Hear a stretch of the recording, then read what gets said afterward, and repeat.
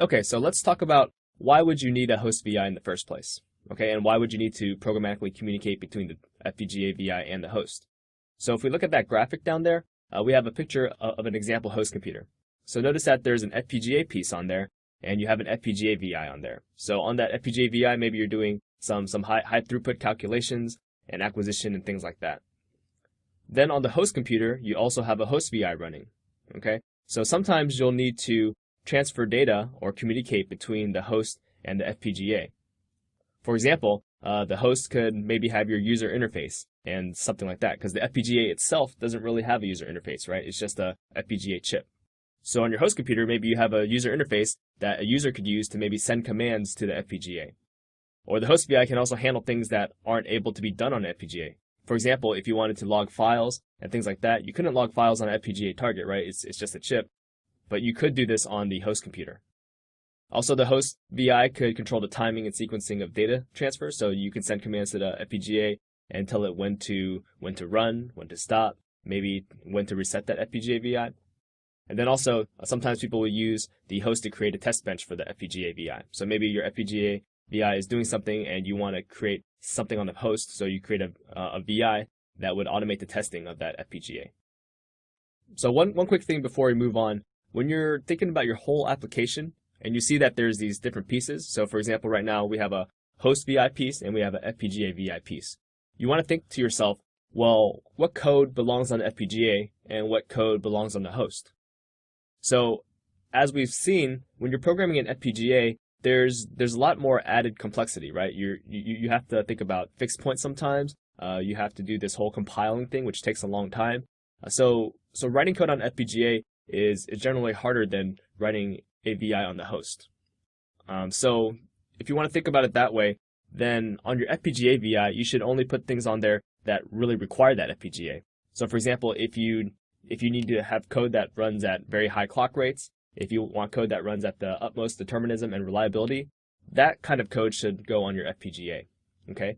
And the rest of your code you could just implement on the host, and it'd be a lot easier to program that on the host as well. Okay, so let's talk about the host computer. So we'll talk about two different things. So on this slide, we'll talk about a host computer that is a Windows-based computer, and in the next section, we'll talk about a host computer that is a RT target. Okay, so on this slide, we have a host computer that is a Windows-based computer.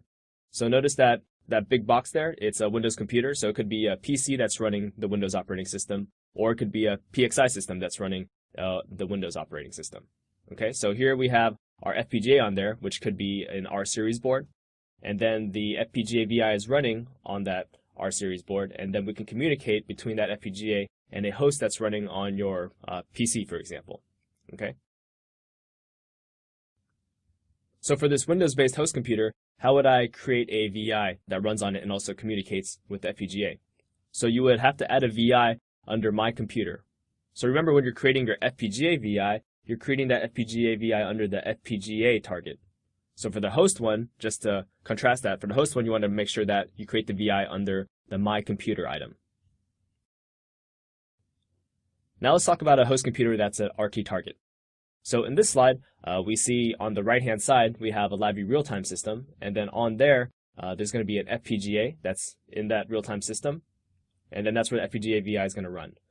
Now the FPGA VI is going to communicate with a host VI that's running on the real-time system, and then if you want a user interface piece to it, you could have another Windows system, and over the network, that can communicate with your host VI that's on your LabVIEW real-time target.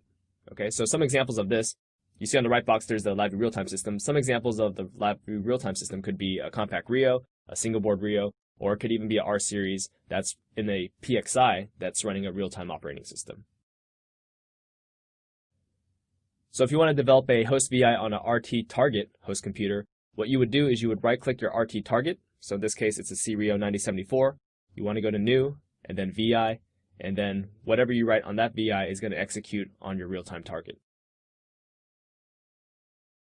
Okay, so here we have the FPGA interface functions. Okay, so these are a couple examples of functions you'll find on that palette. There's an open FPGA VI reference, and what that's going to do is it's going to establish communication with your FPGA VI from a host VI. and we'll talk about that more in the next module. We also have a read-write control, and remember on your FPGA VI, before we talked about the fact that if you put controls and indicators on your top-level VI, you can actually communicate with those from your host. So on your host, this is what we're using. We're going to use a read and write control to communicate latest values to those controls and indicators that are on your top-level FPGA VI. Okay, and then we have an invoke method, so that's going to give us other things with our FPGA. For example, we can reset it, we can start it, we can abort it, and we can do things like that, and we'll talk more about methods in the rest of this lesson. And then lastly, here we see a close FPGA reference, so we can use that function to terminate communication with our FPGA VI. So here let's talk about the open FPGA VI interface function real quick. So if we look at that, we see that function here at the bottom, and then what you can do is you can configure it. So if you double click it, you can go ahead and go to the configuration window. Okay, so let's take a look at this configuration window. Notice that here there is a highlighted in red. You can either choose a VI or you can choose a bit file. Okay, if you choose the VI option, what that does is it's going to use the bit file that's associated with your FPGA VI. So in this screenshot, we see that there is a my FPGA VI. If we had compiled it, we would have a bit file that's associated with it. Okay, so if you choose VI, this function is going to take that bit file and it's going to send it to the FPGA and reconfigure the FPGA using that bit file. Another way you can use this function is you can select bit file option instead. And if you select bit file, what you can do is you can navigate on your computer to that generated bit file that should be in a subfolder, right? And then you would choose the path to that bit file. And in that case, this function will always look at that particular bit file that you specified, and it'll download that to the FPGA and reconfigure the FPGA based on that logic. So notice also under those two red boxes that we have run the FPGA VI, that checkbox is enabled. Okay, so if that's the case and we run this host VI, which has this open FPGA interface function, what's going to happen is it's going to go to the FPGA target, it's going to check if that bit file is loaded on the FPGA target, and if it's not loaded, this function is going to go ahead and deploy the bit file from the host and run it automatically on the FPGA, and now we have a reference to it on our host computer. Okay. If this function checks the FPGA and that particular bit file that we've specified is already running on the FPGA target, this function will just let that bit file keep running on the FPGA, and it'll just open a reference to it so we can communicate to it from the host. Now you can describe the purpose of a host VI and the basics of creating a host VI. Next, we will deploy an FPGA VI.